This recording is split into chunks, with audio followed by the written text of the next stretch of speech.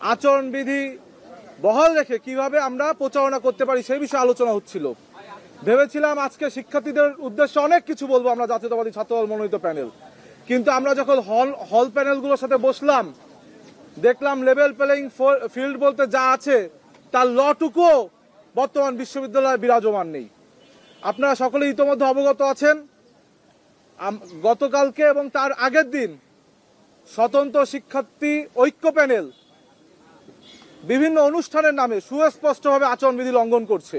কখনো stand up comedy show, কখনো নারীর জন্য গান, এই ধরনের বিভিন্ন অ্যাট্রাকটিভ নাম দিয়ে তারা এক ধরনের সমাবেশ এবং প্যানেল পরিচিতির আয়োজন করেছে, যেটা আমরা বারংবার বিশ্ববিদ্যালয়ের যারা প্রশাসন রয়েছে, চিফ রিটার্নিং অফিসার রয়েছে তাদেরকে অবগত করেছি।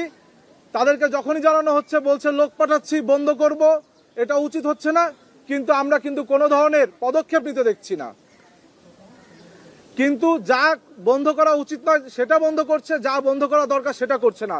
আপনারা প্রত্যেকেই অবগত আছেন আমাদের ঢাকা বিশ্ববিদ্যালয়ের আশপাশের যে হলগুলো রয়েছে সেখান থেকে শিক্ষার্থীদের যাতায়াত মাধ্যমকে সহজ করার জন্য বিভিন্ন শাটল সার্ভিস চালু ছিল, যেটা গতকালকে বন্ধ করে দেওয়া হয়েছে, যার বিপক্ষে আমি দেখেছি শিক্ষার্থীদের ভিতরে এক ধরনের বিভিন্ন ধরনের মনোক্ষুণ্ণতা আমরা পরিলক্ষিত করছি। কেননা শিক্ষার্থীরা সহজে যাতায়াত করতে পারত ওই শাটল সার্ভিসগুলোর মাধ্যমে। আমরা যখন নির্বাচন অফিসারের সাথে কথা বললাম, চিফ রিটার্নিং অফিসারের সাথে, তিনি জানালেন এতে নাকি লেভেল প্লেইং ফিল্ড নষ্ট হচ্ছে। শিক্ষার্থীরা যাতায়াত করবে শাটল সার্ভিসে, এতে যদি লেভেল প্লেইং ফিল্ড নষ্ট হয় তাহলে যারা কনসার্টের নামে, স্ট্যান্ড আপ কমেডি শোয়ের নামে প্যানেল পরিচিতি করছে তাদের কি হচ্ছে সেটা আমরা জানি না। একইভাবে দেখলাম যেখানে রাত 12টার পর 11টার পর কোনো হলের নারী শিক্ষার্থীরা হল থেকে বের হতে পারে না। কোনো নারী শিক্ষার্থী যদি অসুস্থ হয়ে পড়ে রাত 12টার পরে, সেখানে হল প্রভোস্ট বিশ্ববিদ্যালয় প্রশাসনকে অবহিত করে 1 ঘন্টা প্রসিডিউরের পরে, লেন্দি প্রসেসের পরে তাকে হসপিটালে নেওয়া হয়, তাও অনেক সময় নেওয়া হয় না। সেখানে আমরা দেখলাম একজন বিখ্যাত ভিপি প্রার্থী স্বতন্ত্র প্যানেল থেকে যিনি নির্বাচন করছেন, উমামা ফাতেমা, রাতের আধারে 1:13 মিনিটে তিনি রোকে হলে প্রচারণা করছেন, যেটাকে শিক্ষার্থীরাও কিন্তু বিভিন্নভাবে নিন্দা জ্ঞাপন করেছে এবং প্রত্যাখ্যান করছে। সুতরাং এই যে লেভেল প্লেইং ফিল্ড বলতে বিশ্ববিদ্যালয় প্রশাসন কিছুই নিশ্চিত করতে পারছে না, এই বিষয়ে আরো বিস্তারিত সম্যক ধারণা তুলে ধরবেন আমাদের ছাত্রদল মনোনীত ভিপি প্রার্থী আবিদুল ইসলাম খান। নির্বাচনের লেভেল প্লেইং ফিল্ড নিয়ে ইতিমধ্যেই প্রশ্ন উঠেছে,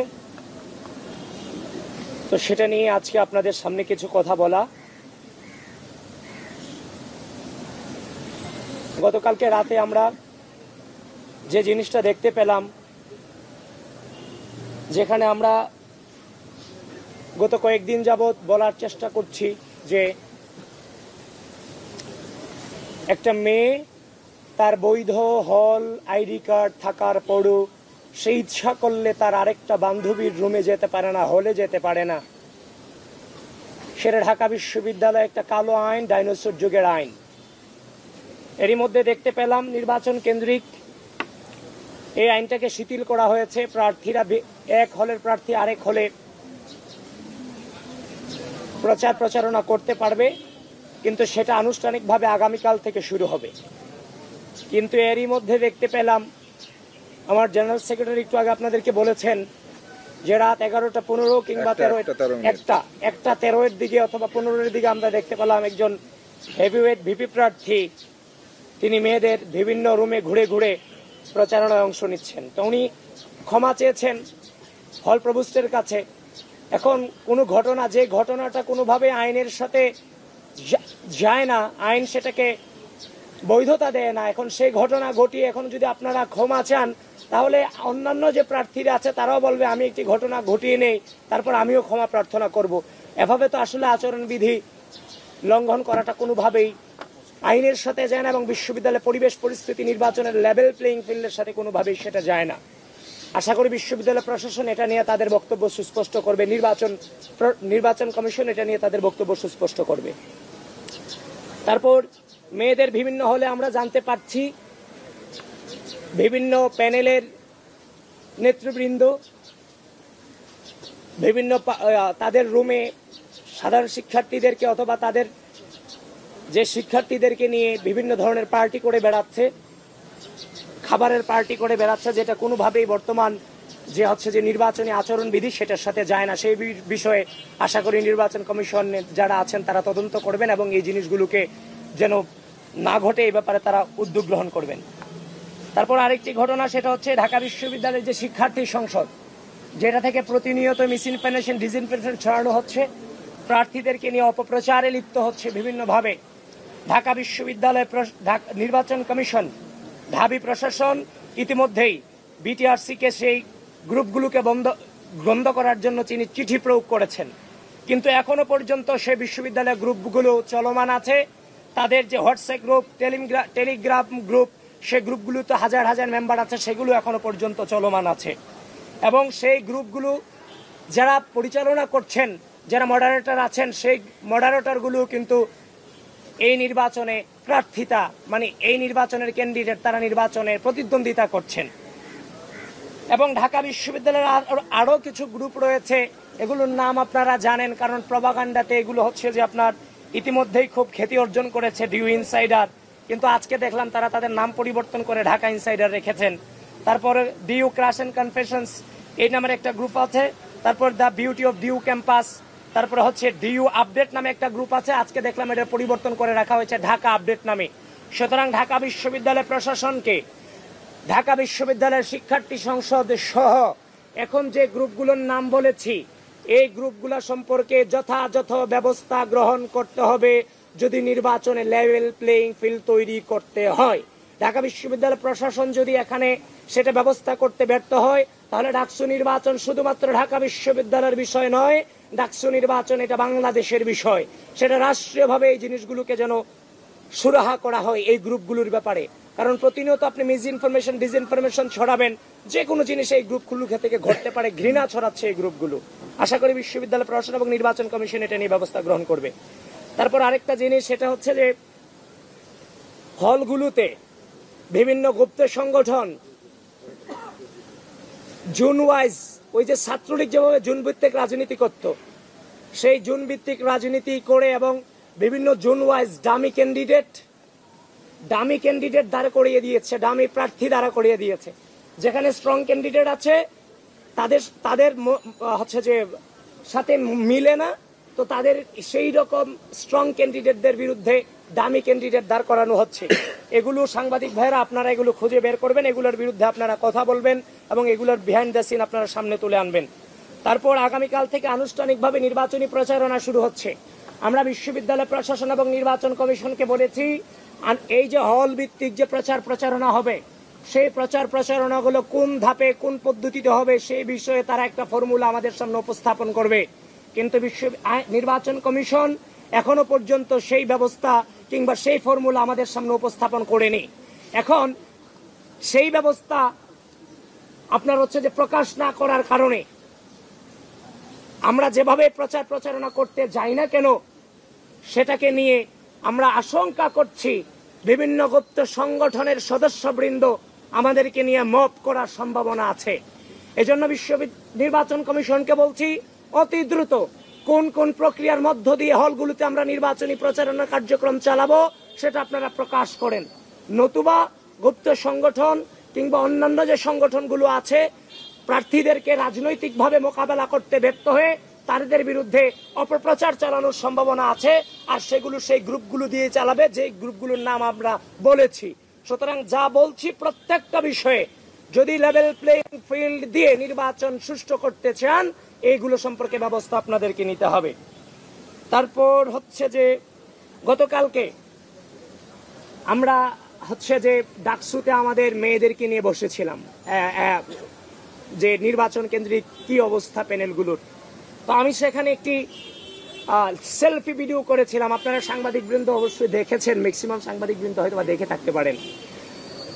অত্যন্ত আশঙ্কার বিষয়, সেখানে অনেকে কমেন্ট করেছে, অনেকে না, কিছু সংখ্যক রিয়েল আইডি দিয়ে কমেন্ট করা হয়েছে যে রাতের রানী। পরবর্তীতে তার যখন ফেসবুক আইডি ঘাটতে গেলাম, গিয়ে দেখলাম সে লিখছে বাংলাদেশ জামাত ইসলামী জিন্দাবাদ। এই যে জামাত ইসলাম এবং ছাত্র শিবির 5 আগস্ট পরবর্তী সময়ে গোটা বাংলাদেশ জুড়ে নারীদেরকে নিয়ে কুৎসা রটাচ্ছেন, বিশেষ করে ঢাকা বিশ্ববিদ্যালয়ের মাটিতে জাতীয়তাবাদী ছাত্র দলের মেয়েদেরকে নিয়ে যে ধরনের নোংরা চর্চা করেছেন, এটা কোনোভাবেই কিন্তু আমাদের ধর্ম এবং অন্যান্য ইসলাম ধর্ম এবং অন্যান্য কোন ধর্মেই কিন্তু এগুলো জায়েজ এবং স্বীকৃত নয়। সুতরাং ইসলামের নামে নারীদের বিরুদ্ধে যেই ধরনের অপপ্রচার আপনারা 5 আগস্ট পরবর্তী সময় এখনো পর্যন্ত অব্যাহত রেখেছেন, আপনাদেরকে করজোরে নিবেদন করছি 5 আগস্ট পরবর্তী সময় আমরা ক্যাম্পাসগুলোতে শ্রদ্ধা এবং স্নেহের সমন্বয়ে একটি সহনশীল সহমর্মিতামূলক রাজনীতি চেয়েছি। আপনাদেরকে আহ্বান করব এই জায়গাগুলো থেকে সরে এসে আপনারা সহনশীলতার রাজনীতিতে ফিরে আসেন। নারী সম্পর্কে যে কুৎসিত দৃষ্টিভঙ্গি, সেখান থেকে আপনারা আশা করি ফিরে আসবেন। কারণ এটা প্রথম নয়, ঢাকা বিশ্ববিদ্যালয়ের আপনারা জেনে থাকবেন, ঢাকা বিশ্ববিদ্যালয়ের এই যে গ্রুপগুলোর নাম একটু আগে বলেছি, সেই গ্রুপগুলোতে ঢাকা বিশ্ববিদ্যালয়ে পোস্টার লাগানোর কারণে আমাদের মেয়েদেরকে নিয়ে মানে রিয়েল আইডি দিয়ে ঢাকা বিশ্ববিদ্যালয় গ্রুপে যেই ধরনের নোংরা অপপ্রচার করা হয়েছে, ঢাকা বিশ্ববিদ্যালয়ের প্রক্টর বরাবর আমরা সেই তখন থেকেই ওই আইডিগুলো দিয়ে অভিযোগ দিয়েছি, কিন্তু ঢাকা বিশ্ববিদ্যালয়ের প্রক্টর এবং ঢাকা বিশ্ববিদ্যালয়ের প্রশাসন সেই ছেলেগুলোকে চিহ্নিত করতে পারলেও তাদের বিরুদ্ধে কোনো ব্যবস্থা গ্রহণ করতে পারেনি, যেটা এখনো পর্যন্ত বিদ্যমান আছে সেই ব্যবস্থা গ্রহণ না করার কারণে। তারপর 21 হল, জসিমউদ্দিন হল সহ অন্যান্য 71 হল সহ অন্যান্য সকল হল থেকে আমরা একটু আগে আমরা হলের প্যানেল নিয়ে বসেছি, আমরা অভিযোগ পেয়েছি আগে ছাত্রলীগ করতো গেস্ট রুম গণরুম কালচার, এখন আমরা শুনতেছি যে মুড়ি পার্টির কালচার। এখন সেই মুড়ি পার্টিতে বলা হয় যে কে কয়টা নাম মুখস্থ করতে পেরেছে শিক্ষার্থীদের প্যানেলে যারা আছে আর কি, মানে প্যানেলে মানে গুপ্ত সংগঠনের কিংবা হচ্ছে যে তারা যে প্যানেল দিয়েছে সেই প্যানেলের যে মেম্বার কিংবা সদস্যরা আছে তাদের নামগুলা যাদেরকে মুড়ি খাওয়াচ্ছে তারা মুখস্থ করতে পারছে কিনা এটা নিয়ে একটা প্রতিযোগিতা হচ্ছে, এবং যে বেশি নাম মুখস্থ করতে পারছে তাকে উপঢৌকন এবং উপহার দেওয়া হচ্ছে। সুতরাং নির্বাচন খুব দুঃখ লাগে, আসলে হাসিও পায়। নির্বাচন কমিশন এবং বিশ্ববিদ্যালয় প্রশাসন এবং হল প্রশাসনের যারা নির্বাচন কমিশন আছেন, এই ধরনের কালচারগুলোকে অবশ্যই আপনারা শক্ত হাতে দমন করবেন এবং এগুলো সম্পর্কে সাংবাদিক বৃন্দ আছেন, এগুলো সম্পর্কে তথ্য খুঁজে বের করবেন। এরপর দেখেন আমরা এফএইচ হল সম্পর্কে তথ্য পেয়েছি। এফএইচ হলের যে এজিএস প্রার্থী শাফি, সে তোফাজ্জল হত্যা মামলার আসামি। এজিএস রাকিবুল রিয়াদ, সে তোফাজ্জল হত্যা মামলার আসামি। জিএস এনামুল হাসান ছাত্র দলের উপর 2022 সালে ক্যাম্পাসে যে হামলা হয়েছিল সে হামলায় সে জড়িত ছিল, সুতরাং এবং ছাত্রলীগের পোস্টেড ছিল।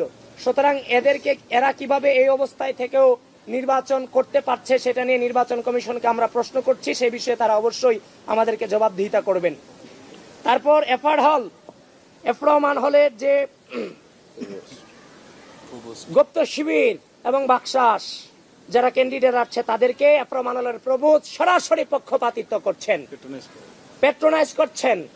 সুতরাং এফ রহমান হলের প্রবোধ সম্পর্কে আমরা ওপেনলি আপনাদের পুরো বিশ্ববিদ্যালয়কে এবং নির্বাচন কমিশনকে আমরা অভিযোগ করছি, উনি যদি পক্ষপাতিত্ব যে অভিযোগ ওনার সম্পর্কে এসেছে এবং সেটার প্রমাণ আমাদের কাছে আছে, সে বিষয়ে আশা করি নির্বাচন কমিশন সেই হলের প্রভুত্ব সম্পর্কে আপনারা ব্যবস্থা গ্রহণ করবেন।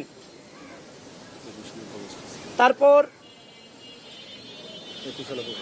আমরা এমনও তথ্য পেয়েছি এফ রহমান হল থেকে যে এফ রহমান হলের একজন সাংবাদিক তিনি সেখানে প্রতিদ্বন্দ্বিতা করছেন এবং যে স্টুডেন্টরা ছাত্রদের ছেলেদের পক্ষে কাজ করছেন সেই ছেলেদেরকে সেই সাংবাদিক বিভিন্নভাবে ব্ল্যাকমেইলিং করছেন।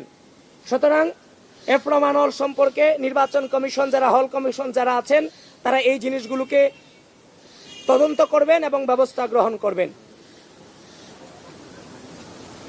তারপর এফ রহমান হলের যে সংস্কার মানে হচ্ছে যে হলের যে সংস্কার যে কমিটি হয়েছিল, সংস্কার টিম ছিল আর কি, লাস্ট সময় এফ রহমান হলের যে সংস্কার টিম করা হয়েছিল, সংস্কার প্রতিনিধি টিম, সেই প্রতিনিধি টিম যখন সংস্কারের প্রতিনিধি টিমে আসে তখন তারা বলেছিল আমরা কিন্তু ডাকসু নির্বাচন করব না, কিন্তু এখন সেই সময়ে হলের সংস্কারের যে প্রতিনিধি টিম এরা আসছে, এরা এসে এখন আবার এরা নির্বাচনও করছে এবং তারা যে নির্বাচন করবে না সেটা লিখিতও আছে। এবং সেই ক্যান্ডিডেটদের পক্ষে এখন এফরম আলমের প্রভু কাজ করছে। সুতরাং এইরকম পক্ষপাতমূলক পরিস্থিতিতে আমরা কিভাবে নির্বাচনকে লেভেল প্লেইং ফিল্ড বলতে পারি? প্রত্যেকটা মুহূর্তে যারা অপরাধে জড়িত ছিল বিভিন্নভাবে বিভিন্ন স্তরে, কোনো বাদ বিচার ছাড়া, কোনো যাচাই বাচার ছাড়া এই যে ডাকসু নির্বাচন নিয়ে তাদেরকে অংশগ্রহণ করার সুযোগ দিলেন, দেখেন আমি নেগেটিভ চিন্তা করতে চাই না, কিন্তু এই রাষ্ট্র কিন্তু প্রতিনিয়ত হুমকির মুখে। পরাজিত শক্তিরা এই রাষ্ট্রের ক্ষতি করার জন্য বারবার চেষ্টা করে যাচ্ছে। তাহলে কোনো বিচার বিশ্লেষণ ছাড়া এই ধরনের মানুষগুলিকে যখন আপনারা নির্বাচনে অংশগ্রহণ করার সুযোগ দিচ্ছেন, তাহলে তারা যে পতিত স্বৈরাচারের সাথে লিয়াজুর মাধ্যমে ক্যাম্পাসে অস্থিতিশীল পরিবেশ সৃষ্টি করবে না, তার নিশ্চয়তাটা কোথায়, সেটা আমি আপনাদের মধ্য দিয়ে বিশ্ববিদ্যালয় প্রশাসন এবং নির্বাচন কমিশনের কাছ থেকে জানতে চাই। ছাত্রলীগ যে অন্যায় অত্যাচার বিগত দীর্ঘ দুঃশাসনে বাংলাদেশে করেছে, আওয়ামী লীগ তার ঊর্ধ্বতন নেতৃবৃন্দ বলতো যে যদি হাসিনা যেদিন পড়ে যাবে সেদিন লক্ষ লক্ষ লাশ বাংলাদেশে পড়বে, কিন্তু সেটা কিন্তু বাংলাদেশের সচেতন নাগরিক এবং বাংলাদেশের রাজনৈতিক দলগুলো সেই প্রতিহিংসায় কিন্তু জড়ায়নি। আওয়ামী লীগের বিচার, ছাত্রলীগের বিচার, গণহত্যার দায়ে যতক্ষণ পর্যন্ত না হবে এদের বেঁচে থাকার অধিকার আছে, খাদ্যের অধিকার আছে, বাসস্থানের অধিকার আছে, কিন্তু এদেরকে তো আপনি রাজনৈতিক অধিকার আপনি দিতে পারেন না। সুতরাং আমি যে অভিযোগগুলো এতক্ষণ আপনাদের সামনে উপস্থাপন করলাম, সে অভিযোগের আলোকে বিশ্ববিদ্যালয় প্রশাসন এবং নির্বাচন কমিশনকে যথাযথ জবাবদিহিতা আমাদের ঢাকা বিশ্ববিদ্যালয়ের শিক্ষার্থীদের কাছে করতে হবে। কারণ আমরা একটি লেভেল প্লেইং ফিল্ড এবং সুষ্ঠু নির্বাচনের দিকে এগিয়ে যাচ্ছি। একটা দীর্ঘ দুঃশাসনের পরে আমরা আশা করেছিলাম হয়তোবা জাতীয় সংসদ নির্বাচন হতে যাচ্ছে, কিন্তু আমরা সৌভাগ্যবান যে বিশ্ববিদ্যালয়ের রাজু ভাস্কর্য থেকে হাসিনাকে গোটা বাংলাদেশের স্বৈরাচার শব্দে আমরা প্রতিষ্ঠিত করেছিলাম, সেই ঢাকা বিশ্ববিদ্যালয়ের মাটি থেকেই গণতন্ত্র এবং ভোটাধিকার প্রতিষ্ঠিত, গণতন্ত্র এবং ভোটাধিকারের সূচনা হতে যাচ্ছে। সুতরাং আমরা এই নির্বাচনকে 9 সেপ্টেম্বর নির্বিঘ্নে এই ঢাকা বিশ্ববিদ্যালয়ের শিক্ষার্থীদের জন্য একটি উৎসব মুখর পরিস্থিতি এই নির্বাচন অনুষ্ঠিত করতে চাই। সেটাকে লক্ষ্য রেখেই যে আশঙ্কাগুলোর কথা আমরা বলেছি, আশা করি নির্বাচন কমিশন এই বিষয়গুলোকে পুঙ্খানুপুঙ্খভাবে বিচার বিশ্লেষণ করে তারা এগুলোর জবাব দেবেন। আপনাদের সকলকে ধন্যবাদ।